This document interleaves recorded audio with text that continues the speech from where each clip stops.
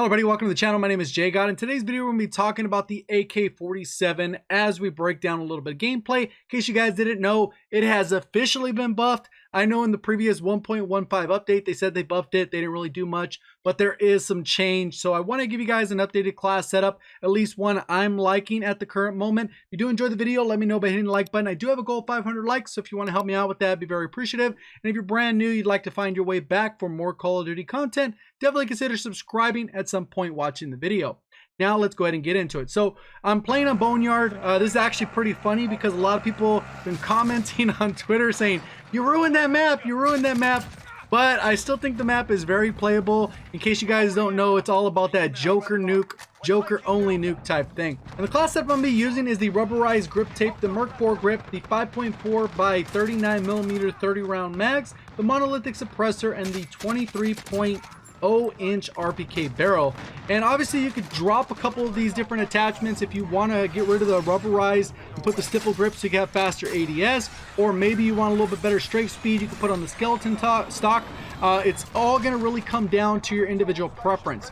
Like I said, some of you are going to be more skilled than others in handling that recoil, but most of the kick happens between like the first, second, and like maybe the fourth shot. Then after that, it's relatively steady increase in the recoil.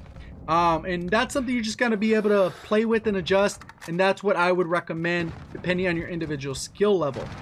In case you're not sure exactly what changed, they went and they adjusted the damage profile. So pretty much they buffed it, so it's going to be a standard 3-shot kill, and it's going to go all the way up to a 5-shot to kill, even at the furthest range if you're shooting them in the toe.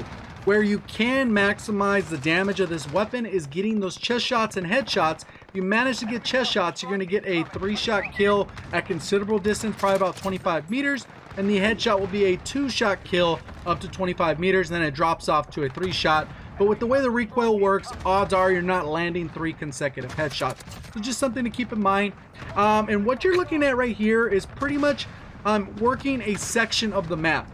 A lot of people will get very impatient on how to play ground war. They don't necessarily understand that you're breaking it into multiple miniature maps. I broke that down significantly in my last gameplay breakdown of ground war, where pretty much you got to understand that the Boneyard map is basically played like 5 different maps. I'm paying attention. There's 2 of them on the left hand side. You can see they're coming around, and what I'm doing is I'm paying attention because I'm really close. I want to call on my cruise missile just so I can get an easy kill. As soon as the guy appears, teammate spawns on me, I decide, all right, now I can call on a cruise missile. At least I have like 5 seconds to call this thing in. And what you're really looking to do is pay attention to the map control and map awareness. You can see that we have E, but there's not a lot of us at E. The enemies are probably not going to be able to take E currently, just because of where my teammates are located. There's not a lot of them over there. There are a lot of them at D. That's why I'm tending to work D. My teammates have C and B, so that's a good thing. And then you can see that there are people kind of posted up at A. What you're looking at is this will be a map. This right here has been a map in Call of Duty before. You don't really go to this side. This is kind of like Camper's Paradise. You kind of just avoid that pretty much unless you're coming up on a flank. And then you can see kind of this ends up being one whole map by itself. And then you got the map posted up over here. So pretty much you're going to just work that area. You don't want to transition from one map to the other unless like you feel like you're 100% safe. Maybe you got an advance, because the mini map isn't all that large. You're going to put yourself in harm's way if you're not timing that appropriately. So as this comes in, I'm aiming to try and get both of these. I do hit a little bit of the wing, so I'm only able to get one of them. So now I'm just still continuing to work the area. I can see that there's a guy on the left. I'm going to end up in an issue where I run into some ammo problems. Stopping power does make this weapon really good, but the problem is the recoil again, is once you equip those stopping power rounds, it will shoot significantly into the sky for those first 5 or 6 shots, and then it kind of steadies out. Similar to the base recoil, but those first couple shots go a little insane. Now that I got the chopper gunner, I can play a little bit more who cares if I die. And that's something that I typically do. Since I don't normally like to go for nukes in this COD because you're not able to cycle streaks, I don't really see much of a point. You can see that I'm able to lock it down. I'm pulling down initially, and then I'm able to steady out the shot, and I'm able to be pretty accurate. I don't know how that guy slipped through. Luckily he didn't look at me, but I was able to take him out. And you can see I pretty much worked this area the entire time. I line up my shots. I use the scenery or the environment to my cover. I'm coming around. I didn't expect there to be guys behind me, but I come, clean up my kills, get the 15 kills, turn around. There is one on the right. I probably should have tried to take him out, because then at least if I win that gunfight, then I'm in a good spot. Calling in the chopper gunner. And again, obviously what I like to do is get a good vantage point of what's going on. And even though I wasn't really playing the objective, literally standing on D to capture it, I was really just trying to go for kills. And if you do that the right way, you can actually force it. So you're still gonna win those matches. It's just you're not forcing a DEFCON right away. A lot of times from my experience, when you're playing ground war, what'll end up happening is if you capture the objective too quick, then I call in my streak, then the enemy's not able to get on the objective and hold an area of the map. So it kind of pushes in, the match ends like in 5 minutes instead of actually lasting the 10, 12, 15 minutes a match should last. So all I'm doing right here is just clearing these people out, paying attention to where they're at. Most of them are kind of posted up and camping in their little area of the map. So it's going to be a little bit hard to approach them for the most part. So you can see that we've been able to get the map control. Somehow when I'm getting kind of like blasted as I'm spawning in, turns out that there's a guy up top and it wasn't showing me that he was capturing it. So a little bit, you know, you don't have that awareness as you're coming out of it. There's a guy that just jumped off a quad. So I'm just paying attention. There are teammates over here.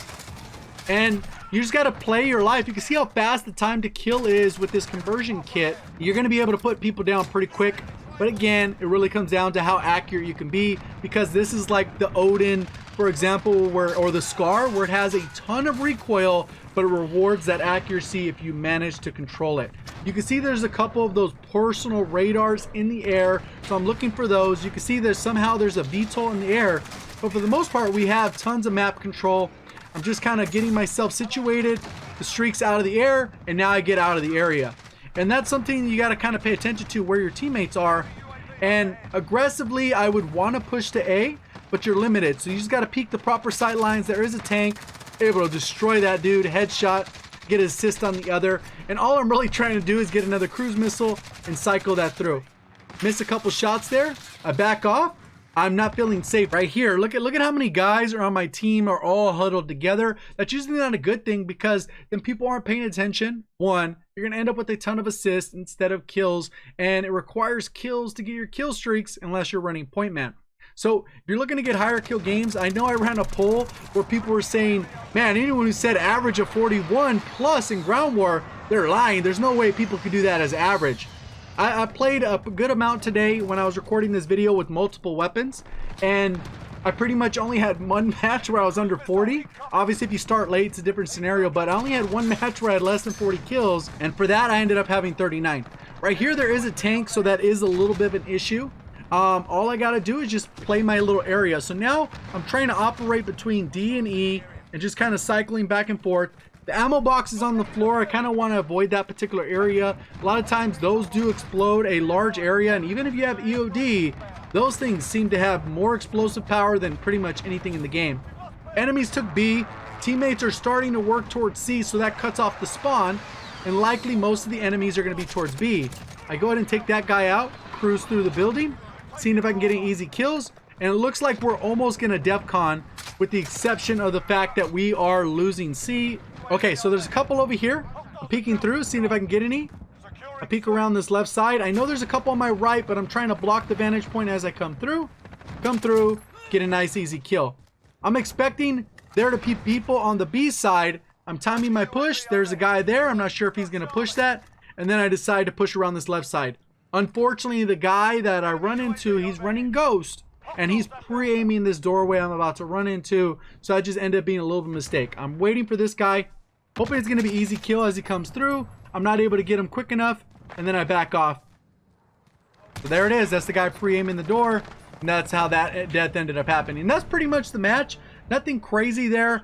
Obviously, I was able to go through the various things. So right here, you can see that I ended up going 70 and 13. Nothing crazy. I didn't have a ton of captures, but Me holding down that area, getting the streaks, allowed us to get that map control. Obviously, towards the later end of the match, it got a little bit closer, but it was never in question that we were going to win. And a lot of times, that's what individual effort can do. And that's pretty much the gameplay breakdown. Hopefully, you guys enjoyed the video. If you did, let me know by hitting that thumbs up. Again, goal of 500 likes. And if you're brand new and you made it to this point of the video, probably hit the red subscribe button with notifications on, so you'll be able to find your way back for more Modern Warfare content. Do appreciate all the support on the channel. Thank you for watching. As always, have a great day.